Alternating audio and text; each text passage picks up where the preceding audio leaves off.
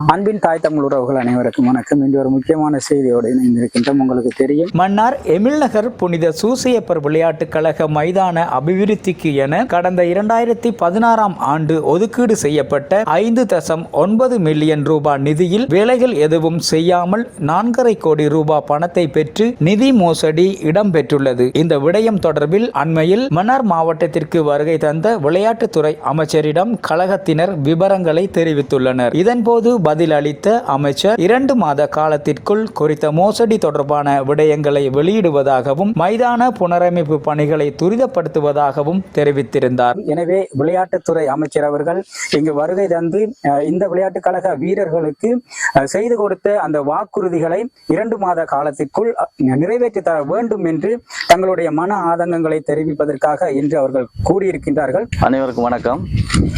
நான் ரமேஷ், புனித சூசையப்பர் விளையாட்டுக் கழகத்தின் தலைவராக இருக்கிறேன். எங்களோட மைதானத்துக்கு புனரமைக்கிறதுக்காக நாங்கள் எவ்வளோ முயற்சிகள் எடுத்து எங்களோட மைதானத்துக்கு ஒதுக்கப்பட்ட நிதி பிழையான முறையில் கையாடப்பட்டது என்பதை தெரிந்து கொண்டு நாங்கள் அதை கண்டுபிடித்து தருமாறு நிறைய நிறுவனங்களிடமும் எம்பிமாரிடம் கேட்டிருந்தோம். அதற்கு சரியான பதில் கிடைக்காத நிலையில் எமது வீரர்களும் சரி, ஊர் மக்களும் சரி, மன விரக்தியில் இதற்கு எதிராக பாரிய அளவில் ஒரு போராட்டம் ஒன்றை செய்வதற்காக ஆயத்தமாகிக் கொண்டிருந்தோம். இந்த நேரத்தில் தான் எமது மாவட்டத்திற்கு விளையாட்டுத்துறை அமைச்சர் விஜயம் சென்றிருந்தார். கடந்த சனிக்கிழமை அவர் எமது மைதானத்தையும் பார்வையிட்டதில் இதற்கான சரியான முடிவை 2 மாதத்திற்குள் தான் செய்து தருவதாகவும், அதாவது இந்த பணம் யாரால் சூறையாடப்பட்டது என்பதை வெளிப்படுத்துவதாகவும், எங்களோட மைதானத்துக்கு செய்ய வேண்டிய வேலை திட்டங்களை மீண்டும் செய்து தருவதற்கு வழி செய்வதாகவும் எங்களுக்கு உறுதியளித்திருக்கின்றார். அதை அடுத்து நாங்கள் செய்யவிருந்த இந்த பாரிய அளவு ஆர்ப்பாட்டத்தை அவர் கேட்டுக்கொண்டிருக்கிறாங்க. 2 மாதத்துக்கு பிறகு அவர் அந்த முடிவை பார்த்து செய்வதாக தீர்மானித்திருக்கின்றோம். இந்த மைதானத்தை பொறுத்தவரையில் உங்களுக்கு தெரியும், மன்னார் மாவட்டத்தில் முன்னணியில் இருக்கும் கழகம் சென்ட் ஜோசப் கழகம். இந்த கழகத்துக்கு சரியான ஒரு மைதானம் அமையாமல் இருப்பது மிகவும் வேதனைக்குரிய விடயம். இந்த மைதானத்தில் இன்றைக்கு நறுவிலைக்குளத்தில் நடைபெற்று கொண்டிருந்த பெரிய ஸ்டேடியம் எமது கிராமத்துக்கு ஒதுக்கப்பட்டிருந்தது. அந்த நேரத்தில் எமது மண்ணின் தன்மை காரணமாக அந்த வேலை திட்டத்துக்கு 6 கோடி மேலதிகமாக தேவைப்பட்டதை அடுத்து அந்த நேரத்தில் பாராளுமன்ற உறுப்பினர் அடைக்கலான் அவர்களை சந்தித்து பாராளுமன்றம் சென்று நிதியமைச்சர் மூலமாக அந்த 6 கோடி பணத்தை இந்த மைதானத்துக்கு மேலதிகமாக ஒதுக்கி தருமாறு நாங்கள் கோரிக்கை விடுத்திருந்தோம். அந்த வகையில் அந்த 6 கோடி பணமானது அந்த ப்ராஜெக்டில் மேலதிகமாக சேர்க்கப்பட்டது. அதன் பிறகு இடைப்பெற்ற சில காரணங்களால் எமது இடத்தில் அந்த மைதானம் அமையாமல் நறுவிலைக்குளத்துக்கு மாற்றப்பட்டது. அந்த நேரத்தில் நாங்கள் மீண்டும் பாராளுமன்றம் சென்று இதற்குரிய எங்களுடைய ஆதங்கங்களை சொல்லி காய்த்த போது அவர்கள் எங்களுக்கு எந்த விதத்திலும் சப்போர்ட் பண்ண இல்லாமல் போனது சில அரசியல் காரணங்களால. ஆனால் நாங்கள் மேலதிகமாக அப்ரூவல் எடுத்த அந்த 6 கோடியை எமது கிராமத்துக்கு, எமது மைதானத்தை புனரமைப்பதற்கு அவர்கள் ஒதுக்கி தருவதாக சொல்லி அந்த 6 கோடிக்குரிய வேலையை எமது மைதானத்தில் அவர்களாகவே நேரடியாகவே செய்வதற்கு வழியமைத்திருந்தார்கள். அந்த வகையில் அந்த வேலை திட்டம் போய்கொண்டிருந்தது. அதுக்கு பிறகு அடுத்தடுத்த நிர்வாகம் வந்தபடியால் எங்களால் அதுக்குள்ள தலையிடலாம் போனது. ஆனால் வேலை செய்து முடிய அந்த 6 கோடிக்குரிய வேலை செய்யப்படவில்லை என்பதை நாங்கள் உணர்ந்து கொண்டோம். அதை எல்லா நிறுவனங்களையும் கேட்டபோது அவர்களிடம் சரியான பதில் எங்களுக்கு கிடைக்கவில்லை. அதற்காகத்தான் 2024 நாங்கள் மீண்டும் நிர்வாகத்துக்கு வந்தபோது இதற்குரிய தகவல் சட்டத்தின் மூலம் இதை பெற்றுக்கொள்வதற்கு நாங்கள் விண்ணப்பித்திருந்தோம். 2ஆம் மாதம் 2024ஆம் தேதி நாங்கள் கொடுத்த ஃபார்முக்கு எங்களுக்கு 9ஆம் மாதம் தான் இதுக்குரிய பதில் கிடைச்சது. உங்களுக்கு எல்லாருக்கும் தெரியும், அதுக்குரிய பதிவுகளை ஃபேஸ்புக்லேயும் சமூக வலைத்தளங்களிலும் போட்டிருந்தார்கள். அதன் பிரகாரம் இந்த மைதானத்தில் 4.5 கோடி வேலை செய்யப்பட்டிருக்கு. 3 பிரிவாக செய்யப்பட்ட வேலையில் கிரவுண்டுக்கு மண் அடிக்கிறது, வடியால் அமைக்கிறது, பவிலியன் கட்டுறது. இந்த 3 வேலை திட்டத்தில் எங்களுக்கு கிரவுண்டில் மண் அடிக்கிறது மட்டும்தான் செய்திருக்கிறாங்க. அதுவும் முழுமையாக செய்யலை. மேலால் புல்லு புதைச்சி தரேன்னு சொல்லி தான் சொல்லியிருந்தது. அதுவும் முழுமையாக செய்யலை. உங்களுக்கு இதில் நான் எங்களோட கிரவுண்டை உங்களுக்கு காட்டுவேர், அதை பாருங்கள். வடியால் அமைப்பு செய்யப்படவில்லை. பவிலியன் அந்த பவிலியனுக்குரிய அடிக்கல் நாட்டுல மட்டும்தான் இந்த இடத்துல இருக்கு. அதுக்குரிய எந்த வேலையும் செய்யப்படவில்லை. ஆகவே இந்த 4.5 கோடி பணமானது யாரால் எப்படி எடுக்கப்பட்டது என்பதை எங்களுக்கு கட்டாயம் தெளிவுபடுத்த வேணும். எமது வீரர்களும் சரி, எமது ஊர் மக்களும் சரி ஆவலுடன் எதிர்பார்த்திருக்கின்றார்கள். அதற்குரிய பதிலை 2 மாசத்துக்குள் கட்டாயம் ஸ்போர்ட்ஸ் மினிஸ்டர் எங்களுக்கு எடுத்துருவார் என்ற நம்பிக்கையில் இருக்கிறோம். அதன் பிறகு நாங்கள் மேற்கொண்டு அடுத்த நடவடிக்கை போகலாம் என்று இருக்கிறோம். அமைச்சர் கூறியது போல் 2 மாத காலத்திற்குள் எமது மைதானத்தின் அபிவிருத்திக்கு என்று ஒதுக்கப்பட்ட நிதியினை துஷ்பிரயோக மோசடியில் ஈடுபட்டவர்களை எமக்கும் பொதுமக்களுக்கும் அம்பலப்படுத்தாவிட்டால் நாம் ஏற்கனவே திட்டமிட்டது போல் மன்னார் மாவட்டத்தில் உள்ள அனைத்து விளையாட்டுக் கழகங்களின் ஆதரவுடன் பாரிய எதிர்ப்பு ஆர்ப்பாட்டத்தினை மேற்கொள்வோம் என்று புனித சூசையப்பர் விளையாட்டுக் கழகத்தினர் தெரிவித்தனர். அனைவருக்கும் வணக்கம். என் பேர் ஜோனிட்டன். நான் புனித சூசையப்பர் விளையாட்டுக் கழகத்தின் கணக்காய்வாளராக கடமையாற்றி கொண்டு இருக்குது. எங்களுக்கு இந்த கிரவுண்டில் நடந்த இதுகள் பற்றி எங்களோட தலைவர் உங்களுக்கு கூறியிருக்குது. அதுவும் இல்லாமல் இந்த 2 பில்டிங் இருக்குது. இது அந்த நிதிக்குள்ளால் கட்டப்பட்ட ஒரு கதை பரவலாக பேசப்பட்டு கொண்டிருக்கு. ஆனால் இந்த பில்டிங் 2 உண்மையிலேயே 2009ஆம் ஆண்டு நம்மளோட பாராளுமன்ற உறுப்பினர்களால் நிதியில் கட்டப்பட்ட ஒன்று தான் இந்த 2 பில்டிங்கும். அதுக்கு பிறகுதான் இந்த 2016ஆம் ஆண்டு தான் எங்களுக்கு இந்த நிதி ஒதுக்கப்பட்டு அதுல இருந்து இந்த மோசடி இடம்பெற்றிருக்கு. அதுக்கு பிறகு நாங்கள் கடைசியாக 2024ஆம் ஆண்டு பாராளுமன்ற உறுப்பினர்களின் நிதி மூலம் இந்த கிரவுண்டுக்கு ஏர்போர்ட் நெட் அடைக்கிறது ஒரு முக்காவாசி திட்டத்துக்கு தான் எங்களுக்கு அவங்களோட பணம் போதுமானதாக இருந்தது.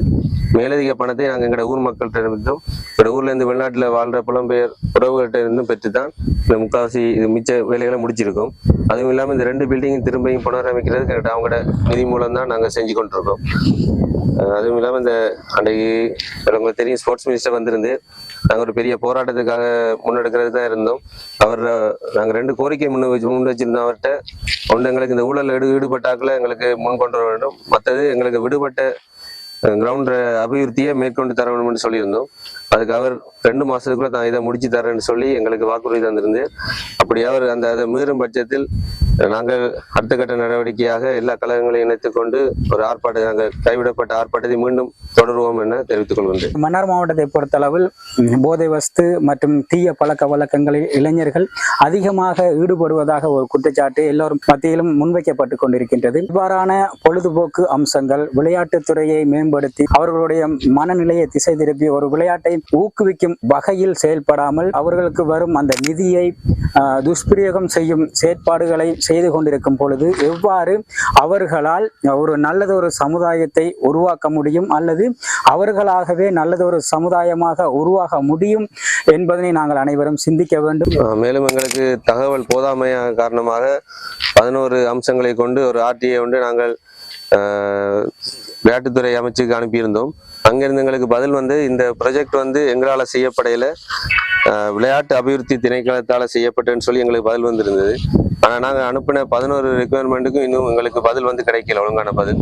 அதையும் நாங்கள் ஸ்போர்ட்ஸ் மினிஸ்டர் வலியுறுத்தி இருந்தோம். அவரும் நாங்கள் அந்த கொடுக்கப்பட்ட டாக்குமெண்ட்ஸ் கேட்டு எங்களுக்கு அதுக்கான தகவலையும் பெற்றுத்தரேன்னு சொல்லியிருக்கு. அமைச்சர் கொடுத்த வாக்குறுதிகளை நிறைவேற்றுவாரா என்று சில வீரர்களிடமும் பல பொதுமக்களிடமும் கேள்விகள் எழுந்துள்ளது. இது தனி ஒரு கழகத்தின் பிரச்சனை அல்ல, ஒட்டுமொத்த விளையாட்டு கழகங்களின் பிரச்சனை, விளையாட்டு வீரர்களை கொண்ட பெற்றோர்களின் பிரச்சனை. ஆகவே இதற்கு தீர்வை பெறுவதற்கு அனைத்து கழகங்களும் ஒன்றுபட வேண்டிய தேவை ஏற்பட்டுள்ளது. கட்டப்பட்ட சொல்ற பவிலியனுக்குரிய அத்திவாரத்துக்கு தோண்டப்பட்ட பள்ளங்கள், இந்த பள்ளத்துல தான் அத்திவார கல்லு இருக்கு இப்பயும். ஆனா இதுல எந்த ஒரு வேலை திட்டமும் செய்யப்படையில. ஆனா இந்த பவிலியன் கட்டுப்பட்டதா பணம் பெற்றுக்கொண்டாங்கன்னு எங்களுக்கு தகவல் அறியும் சட்டத்திலேருந்து வந்திருக்கு. இதுக்குரிய இது நாங்கள் ஆரம்ப காலத்தில் இந்த கிரவுண்டுக்குன்னு சொல்லி நரவழி குளத்தில் பார்த்துருப்பீங்க. அந்த ஸ்டேடியம் இங்கே வர்றதுக்கு தான் அப்ரூவல் ஆனது. அதுக்கு பிறகு சில காரணங்களால் அந்த கிரவுண்டு இங்கே செய்யலான்னு சொல்லி அங்கே மாற்றினவங்க. அந்த கிரவுண்ட் இங்கே செய்கிறதுக்கு எங்களுக்கு 6 கோடி காணாமல் இருந்தது. அப்போ அந்த 6 கோடிக்காக நாங்கள் கிளப்பாலையும் ஒரு சில கிளப் ஆர்வலரோடையும் கதைச்சி நாங்கள் பாராளுமன்றம் போய் அடைக்கலம் மூலமாக அங்கே நிதியமைச்சரை கண்டு அந்த 6 கோடியை மேலதிகமாக நாங்கள் அப்போ எடுத்து வச்சுருந்தோம். அதுக்கப்புறம் இந்த கிரவுண்ட் எங்கே செய்யலாம்னு சொல்லி நடவடிக்கைகளுக்கு மாற்றின பிறகு திருப்பி போய் நாங்கள் அவங்கள்ட்ட காய்ச்சி இருந்தால் இது வந்து அரசியல் பிரச்சனையால் எங்களால் ஒன்றுமே செய்ய இயலாது.